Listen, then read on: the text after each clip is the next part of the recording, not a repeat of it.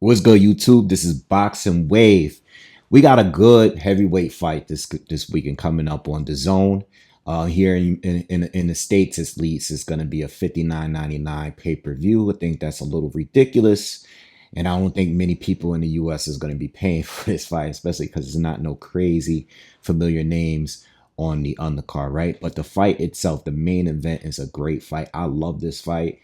I think this matchup is almost even, okay? Regardless of what you heard in other places, I think there's a lot of options for how this fight may play out. All right. Before we get started with that, just please click on the subscribe button. Hit that bell notification so you'll be alerted when I drop new content. And we had a dead schedule of boxing since the Terrence Crawford Canelo fight, but things are about to start picking up again, and I'm really, really excited for it. But this has potential to be one of the better fights of the year as far as the heavyweights is concerned. I think this might end up being a really, really good fight. Now, the point of this fight really is just, I guess, to get closer to a heavyweight fight. I think Parker is been already in position to fight for a title. He was supposed to fight Daniel Dubois, who pulled out and then went and got a chance of fighting Usyk for a second time. He lost that fight. We seen that earlier this year. And Fabio Wardley is a guy that has just been moving up slowly in the rankings and picking up some good wins against some younger guys that is around his level, maybe a little bit above his level, a little bit below. But he's been fighting and winning these fights, and by knockout too. He has like a crazy knockout ratio. He has like a 95% knockout ratio. Okay. But there's a difference. Even though they're close in age, Fabio Wardley is about 30 years old. Joseph Parker's 33. Joseph Parker's had double the amount of fights. And plus he has a ton of experience. I mean, he's fought the best of the best of the best. I mean, his resume is crazy. He's been in there with everyone outside of like Fury and Usyk. He's been in there with everybody else, right? He's been in there with Andy Ruiz. He's been in there with Anthony Joshua. He's been in there with Dillian White in his prime. He's been in there with Derek Chisora twice. He's been in there with Zhilei Zhang, Deontay Wilder. He's been in there with so many people. And sometimes some of these guys, a lot of these guys were actually in their prime when he's been in there. He's been in there with Joe Joyce when he was in his prime. You know what I mean? He's been in there with most fighters, right? And he's having a good moment. I believe he's like 5 wins and straight, since he lost to Joe Joyce. And everybody focuses mainly on those last 3 opponents he's had, which was who did he fight? Zhilei Zhang. He fought Deontay Wilder, and he fought Martin Bakole in place of Daniel Dubois, right? So those are some good wins. He did stop Martin Bakole. He dominated Deontay Wilder. Had some trouble with Zhilei Zhang, but he's able to pick up that win.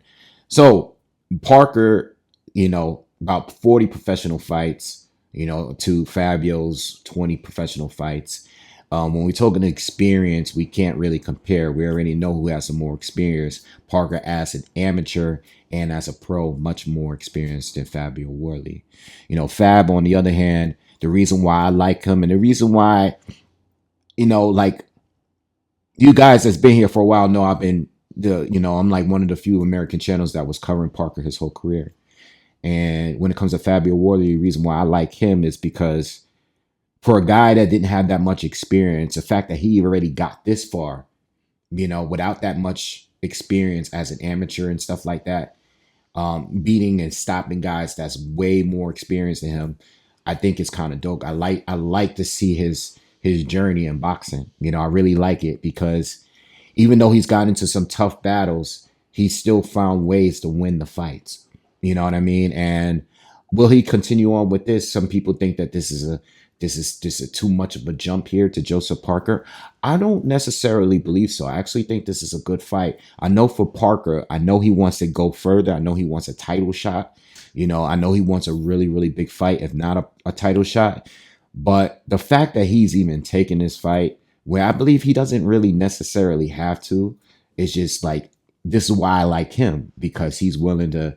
It's a dangerous fight because Fabio Wardley has proven to have like one punch knockout power. He's not the most skilled. He's not the most experienced, but he can turn a fight around with one punch. So it's a very dangerous fight. And Parker doesn't really gain anything out of this. He already has the respect. You know what I mean? He didn't have to take this kind of fight. So, when it comes to this fight, personally, I wouldn't be mad at either way how it went. I just want it to be a good fight. I don't want the judges to do no bullshit with the decisions or anything like that if it goes to decision. And that's another thing too. This fight could go either way, but in not just either way as far as who wins. I'm talking about this fight. I can see Parker winning by decision. I actually think Wardley. I think the least likely is Wardley winning on points, but I can see how he can win the fight because I think it's going to be competitive, and I think Fabio Wardley can hurt Joseph Parker. He can hurt and drop Joseph Parker. I think he can do that. I think he's capable. I think he's shown his power. You know. Now, I don't think he's as good as a boxer as Joseph Parker, but I also think that, that he can touch Joseph Parker, more than a few times. There's gonna be fireworks in this fight at some point. They're gonna really engage and exchange at some point in this fight. So I think Fabio Wardley winning on points is not something that people should not just dismiss completely. Especially when you could get knockdowns. I think this could be a draw. I think both fighters have the potential of getting a knockout. I know Parker is not the biggest puncher, but he is a puncher, and he's fighting more aggressively in these years right now than he has in the past. When you go back and watch the Dillian White fight, he took too long to be aggressive in that fight. So that fight was close. He dropped Dillian White in the last round, but it wasn't enough because he had already previously got dropped twice earlier in that fight. In fact, I remember watching that fight. I think one of the knockdowns shouldn't have even been a knockdown. I think it was like an elbow or something like that, but whatever. And then the Anthony Joshua fight, I had just rewatched that fight. And I just personally think that, like, he was not aggressive enough in that fight. You know what I mean? You need to be somewhat aggressive against AJ. And both of these guys were at their primes at the time. AJ was undefeated. Parker was undefeated. It was a title shot. A unification match. And, Joseph Parker, even though he was quick still and slicker, a little smaller, just wasn't aggressive. And now I think I like the aggression that I've seen in the Deontay Wilder fight. Even in the Zhilei Zhang, even though he got dropped twice in that fight, I like his aggression in some of these fights.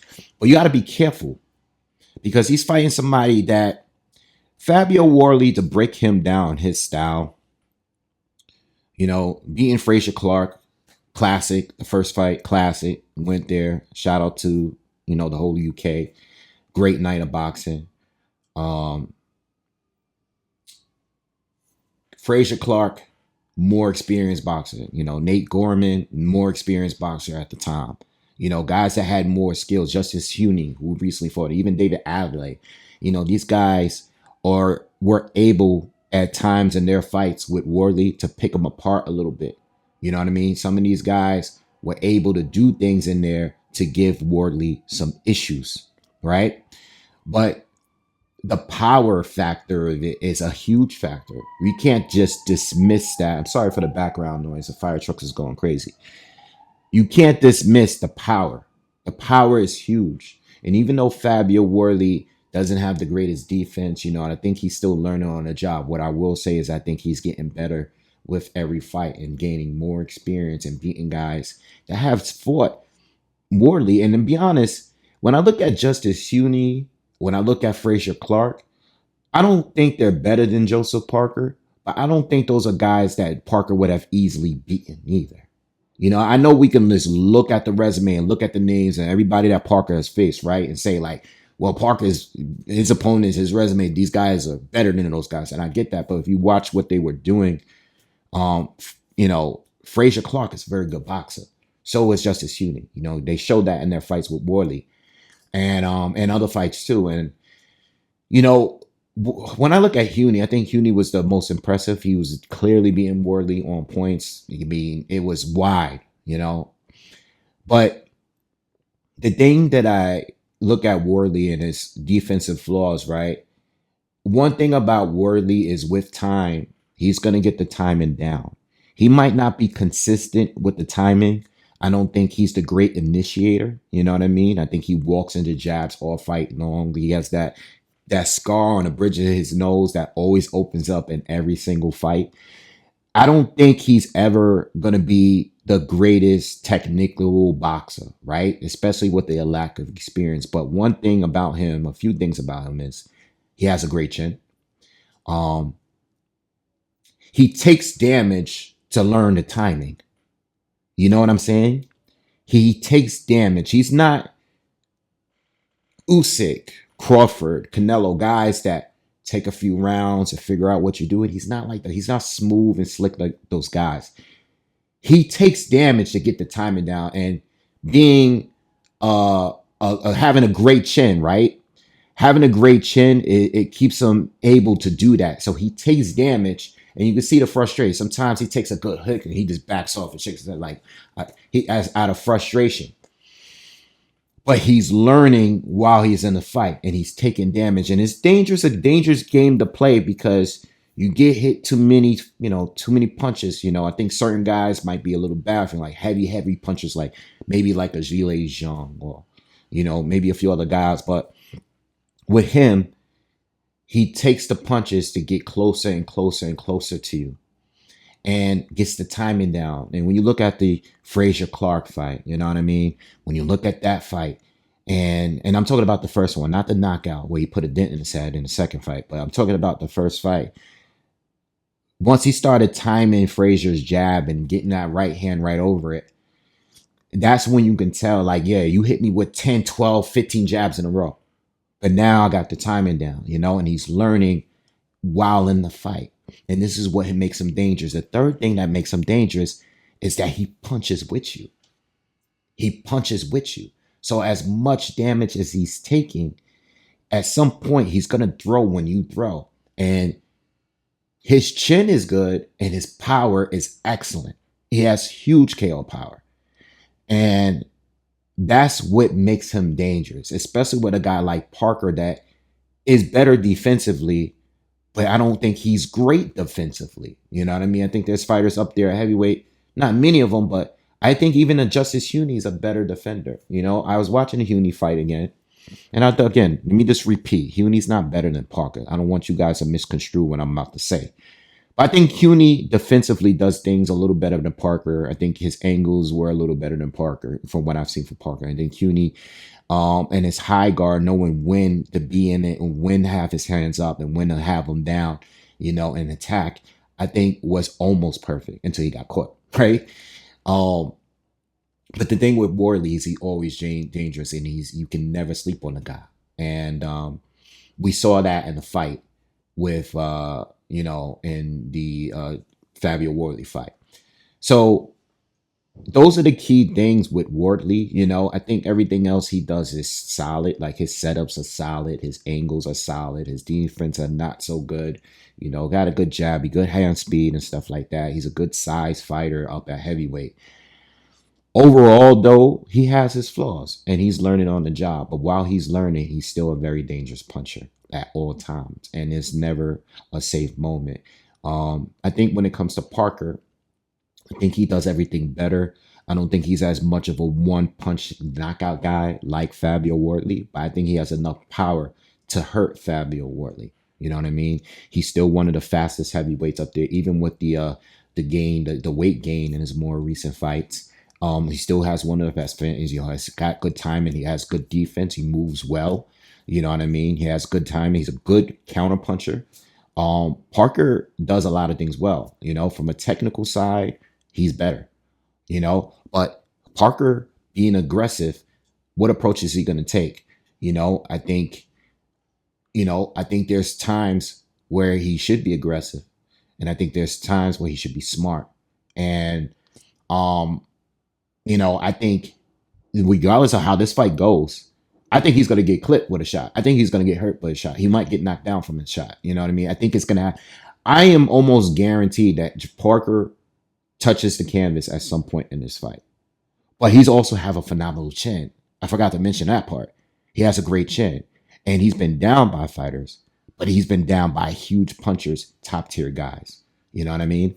So with all that being said, how did this fight go? I mean, look, it could go either way, I think the least likely outcome is Fabio to win on points. But I also believe that he could win on points. Because if you believe that he hurts Parker maybe multiple times in a fight, he could possibly win, especially in those exchanges. But that could be a place where he gets knocked out too. Uh, I like, let me say this before I give my prediction. When it comes to experience with Parker, one thing I'll say is that I think people overrate his recent wins a little too much. They were really good wins, but you got to look at the opponent. Deontay Wilder, what the hell was he doing that night? You know, he was inactive, came in, he's running around the ring. Like, what was he doing? Like, what was he actually doing in that night? I don't know. Probably the worst Deontay Wilder I've seen was against Parker. Not to take credit away from Parker and what he was doing.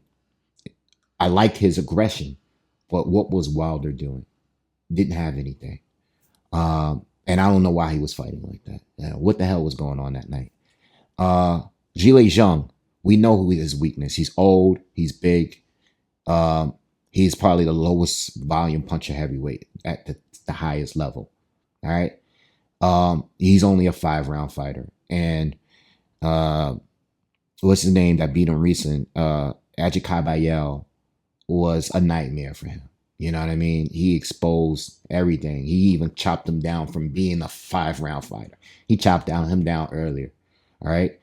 Zhilei Zhang knocked down Parker twice, but Zhilei Zhang is never going to win the rounds. He had to knock out Parker to win. And Parker faced adversity in that fight like he's had in the past and was able to get up and continue going and won the fight.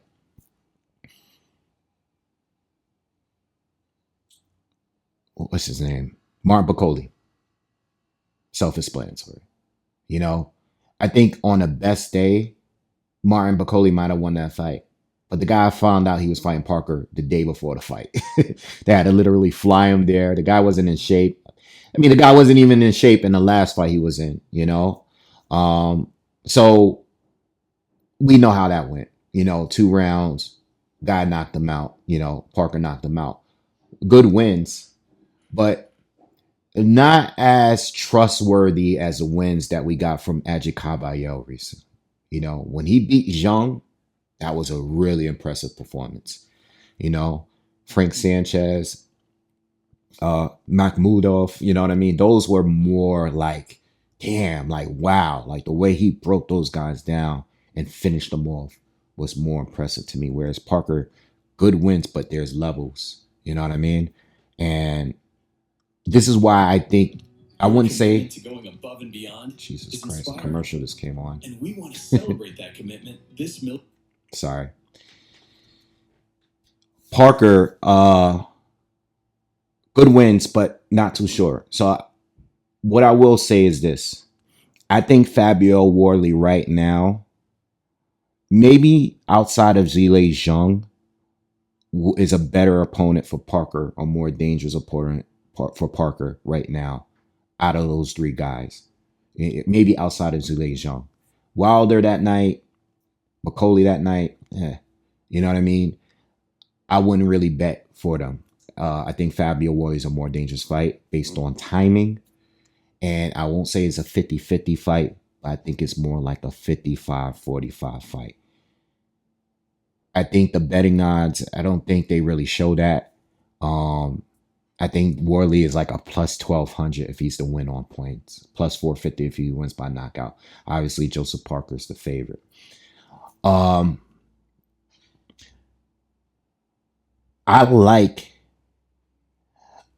like Parker on points the most. I have too much respect for both of these guys' chin to expect a straight knockout. You know what I mean? So that's my best pick. I might throw, like, you know, you guys know I'm big on the draws.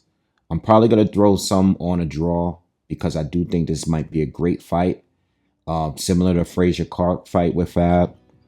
Jesus Christ, this commercial keep coming on. I think I'm going to go with that on points. hedge with a little bit on a draw. Okay. You got to remember Fabio Wardley is an undefeated fighter, and I think if a fight is close, we might not get a real, like, a real winner. All right. Politics always plays a part of the sport. But I'm going to go with Parker on points. Okay. Fabio Wardley winning this upset looks pretty good. It does look good. But I think Parker and his experience and his overall talent might be a little too much. I think his chin being as good as it is, it also plays a role. So I'm leaning towards Parker on points. Again, 55-45. You can go either way. I got Parker on points. That's probably what I'm going to put my money on. All right. So anyway, that's it. I won't be here Saturday. I'm actually leaving. I'm going to the Caribbean in 2 days. So I won't be able to cover the fight live. But I'll definitely give you a recap of the fight when it goes down. All right. Y'all have a good week. Again, subscribe to the channel. I'll see you guys soon. Peace.